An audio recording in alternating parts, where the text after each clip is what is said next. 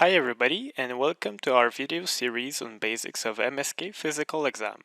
A tiny disclaimer, these videos aim to complement the content seen in class and thus are not meant to replace any didactic material. Nonetheless, enjoy the watch. The first part of shoulder evaluation is the observation, which includes active and passive rooms. So you can observe from the front, from the back, and from the lateral side. So obviously what you look for is range of motion, but also what you want to assess for is the symmetry, and also to see if there is any aberrant findings that might lead you to do some further investigation or tests to elicit any pathology.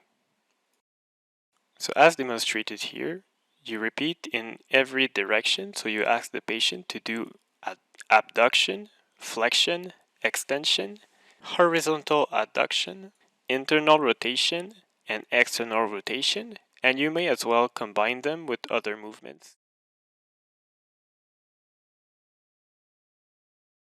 The next step is usually to look at passive range of motion, which is going to tell you if the joint itself is contributing to the problem, so the symptoms of the patient, and is going to help you discriminate between the muscle or the joint. Here again, it is useful to do every movement. This way it will help you evaluate the joint thoroughly. So if passive range of motion and active range of motion are both limited, then the articular structures or the ligaments, the bones, or the labrum in that case, can also be involved and need to be in the differential. If it's only the active range of motion, then it's more likely to be a muscle or tendinous injury.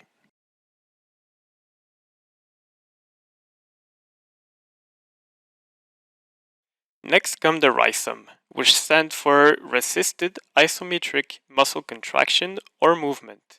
It is a concept that is usually not taught in med school but frequently used by MSK professionals to assess for muscle or tendon injuries as well as their attachment to the bones. RISOM should be repeated in every direction that are pertinent to the patient's case. Here, what you can see is that no movement is actually created. The patient only resists the pressure that the evaluator puts on the limb.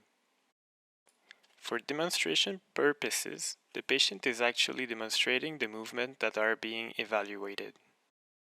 In a true clinical setting though, the patient would only do the movement on the side that is being evaluated.